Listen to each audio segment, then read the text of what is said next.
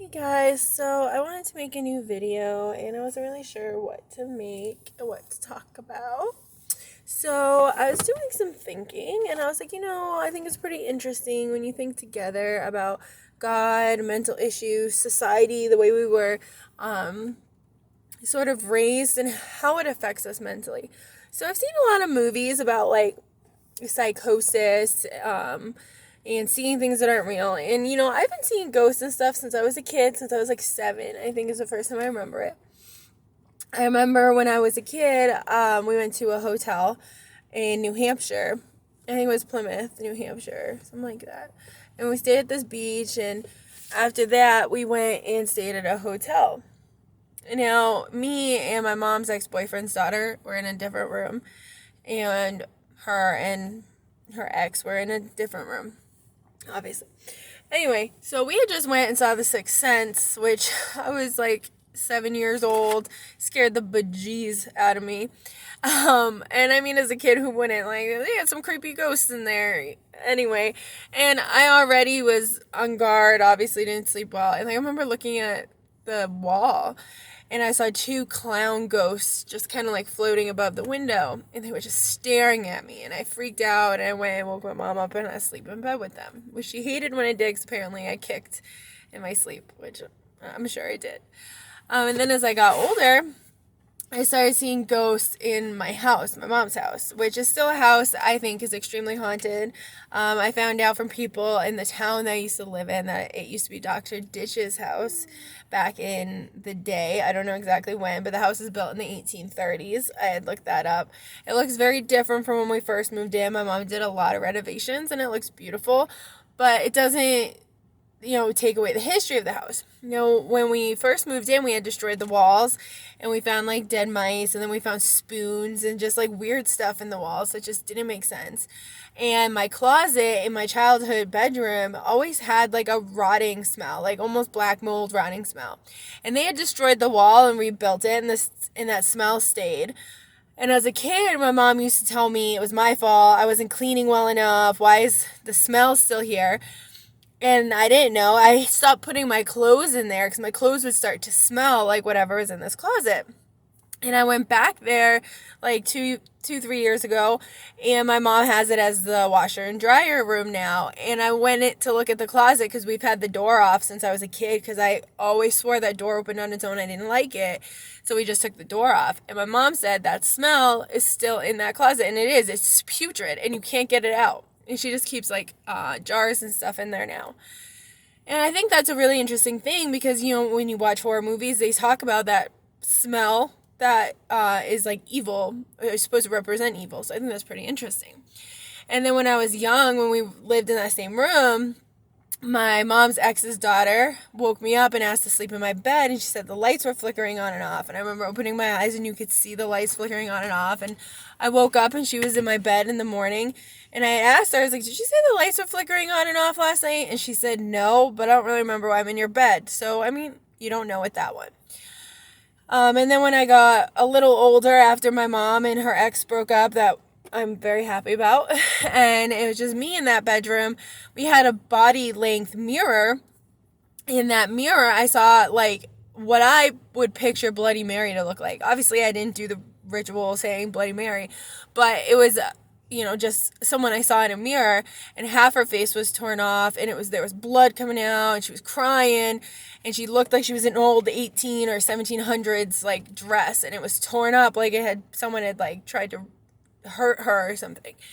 And she turned her head really slowly and looked at me and went like this with her finger to come towards the mirror, and I got really scared, and I turned towards the wall and turned back, and she was gone, and I like made myself go to sleep and turned the light on and went to sleep.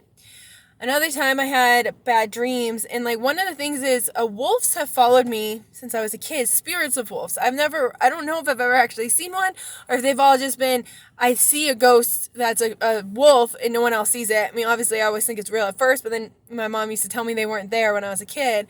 And so I had this nightmare once And I went to get up, and all of a sudden I saw a pack of wolves behind me, and they were growling, and they started chasing me.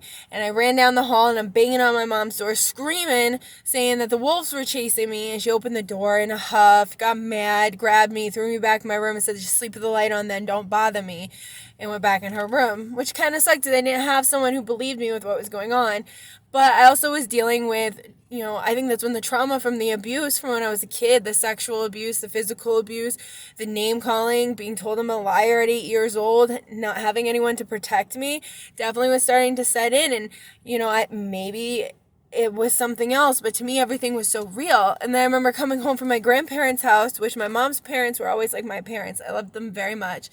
And we were coming home one day, and it was nighttime, and all of a sudden I screamed and said, stop, there's a wolf in the road. And my mom was like, there's nothing here, honey. And I saw a black wolf just staring back at me.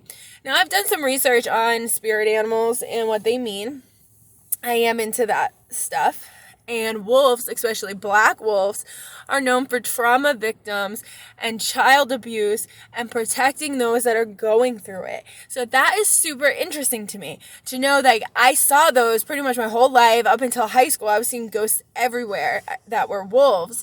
And that's what these spirit animals are supposed to represent, was protection from abuse, which is amazing to me to know that was real, And as I got older, I started seeing I started hearing banging on doors. When I was with my ex, and we had our own house, I was in a very abusive relationship with him as well.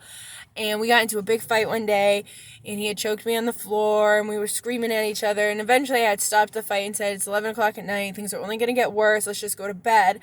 And when we went to go to bed, I had closed our bedroom door. We had double checked that both doors were locked. I went to put the movie in because I always slept with the TV on. I couldn't have no noise. And went to press play, turned the lights off. We all went into bed. As soon as we went into bed, there were 3 loud knocks on our bedroom door. Bang, bang, bang. So loud. And our pit bull, started growling at the door. And he was like, I just checked our doors. They're locked. So he went out there, looked. There was no one out there. And our back door was wide open. And he's like, I just checked it. It was locked.